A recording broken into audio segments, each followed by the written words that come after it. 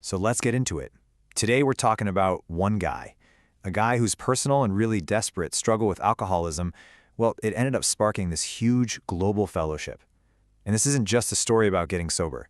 No, this is the story of how a worldwide movement can literally be born from one person's absolute darkest hour.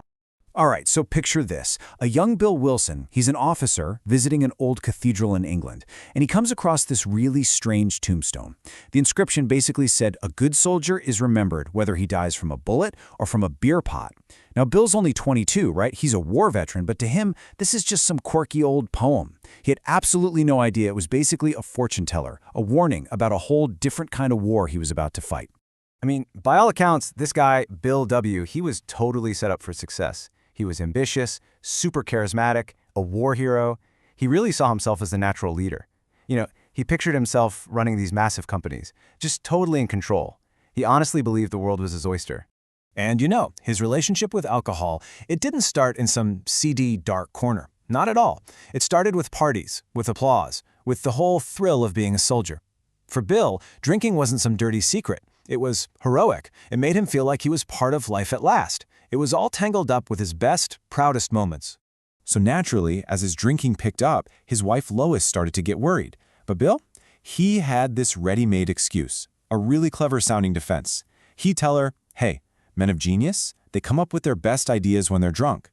And that right there, that was an early clue, a sign of the deep denial that was going to be such a huge part of his story. But you see the disconnect starting to happen, right? This huge gap between his big talk and what was actually going on.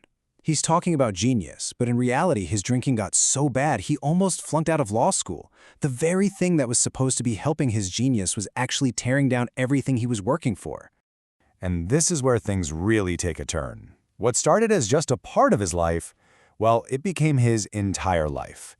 We're about to watch Bill's journey from this promising guy on Wall Street to someone teetering right on the edge of complete ruin. So, 1929, the stock market crashes, the Great Depression hits, and while everyone else is panicking, what does Bill do? He heads to the bar.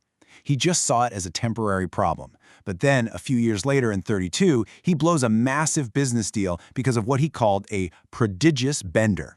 Fast forward in 1934, Armistice Day of all days, and he kicks off what would turn out to be his last and most terrifying drinking spree. And you have to understand the two different worlds that were existing in the same house. In his head, he was this lone wolf, this misunderstood guy. But the reality for his wife, she'd come home dead tired from working at a department store just to find him drunk. They got so bad he needed gin and beer just to get breakfast down. He'd even steal money from her purse. All the while, he's telling himself he's got it under control, but doctors are telling her that he's either going to die or have to be committed. Finally, after who knows how many trips to the hospital, so many broken promises, trying and failing to quit on his own, he just hit a wall. He was cornered.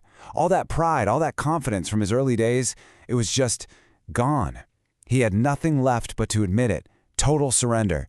Alcohol had won. It was his master. And then, right there at his absolute lowest point, something completely out of the blue happens. A lifeline shows up, and it's an old friend. Okay, so just try to imagine this. It's late November 1934. Bill is sitting in his kitchen, totally defeated, with a bottle of gin he's hidden away. Just pure hopelessness. And then the phone rings. It's an old friend from school, a friend he'd heard had been locked up for being alcoholically insane. But the guy who shows up, his friend Ebby, he's not what Bill expected at all. He looks amazing, fresh-skinned and glowing. So Bill, naturally, offers him a drink. Ebby says no. Bill's confused, asks him what's up, and Ebby just says, "I've got religion." Bill was stunned. He thought, oh great, here comes some crazy sermon. And you got to put yourself in Bill's shoes for a second, right? Doctors, hospitals, his own willpower, nothing has worked for years. What in the world could this one friend, who he thinks might be a little nuts, possibly say that would make any difference at all? But Ebby didn't preach. He just told his story. And then he said something that was an absolute game changer. He asked, why don't you choose your own conception of God? Now, for Bill, who was this intellectual guy, really turned off by organized religion, that question changed everything. It wasn't someone telling him what to believe. It was an invitation. And that one simple idea, that you could choose for yourself, that was the key. It unlocked everything. It gave him a way in, a reason to try something totally new, but on his own terms. And the effect was immediate and profound. He later wrote that this idea, it melted the icy intellectual mountain in whose shadow I had lived and shivered many years. I stood in the sunlight at last. Just like that. All his arguments, all his prideful reasons for not believing, that just evaporated. And for the first time in a long, long time, he felt hope. So back in the hospital, for what would be the very last time, he put this idea to work. He started following this simple, practical program his friend had told him about. It wasn't just about thinking differently. It was about doing things. Admitting he was beaten. Being willing to believe in something, anything, bigger than himself. Making a list of people he'd hurt, and then being willing to make things right. And, this is the big one, making a promise to carry the message to other people. The change in him was so dramatic, so fast, it just baffled his doctor. I mean, this was a man of science. He couldn't explain it medically, but he couldn't deny what he was seeing either. He literally told Bill, "Something has happened to you I don't understand, but whatever it is, you had better hang on to it." And this is where his personal recovery starts to morph into a mission. It becomes more than just about staying sober. It becomes a whole design for living, a design that he would soon find out only works if you give it away.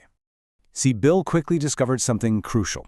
He learned that his own sobriety was basically tied to helping someone else. His friend had told him that faith without works is dead, and boy did Bill find that to be true. Whenever he'd start feeling sorry for himself or resentful, the one thing that would save the day was trying to help another alcoholic. His own survival was completely linked to being of service to somebody else. And the ripple effect from that one simple idea, one person helping another, is just staggering. Think about it. It started with one conversation in a kitchen, and from that, this global fellowship grew. By 2006, there were more than 106,000 AA groups all over the world. Which really brings us to this final thought. Bill's story, it started in this lonely, private desperation, and it ended up creating a public community that's helped millions of people. And it just makes you wonder, doesn't it? How can one person's story of transformation, how can that have the power to spark a worldwide movement?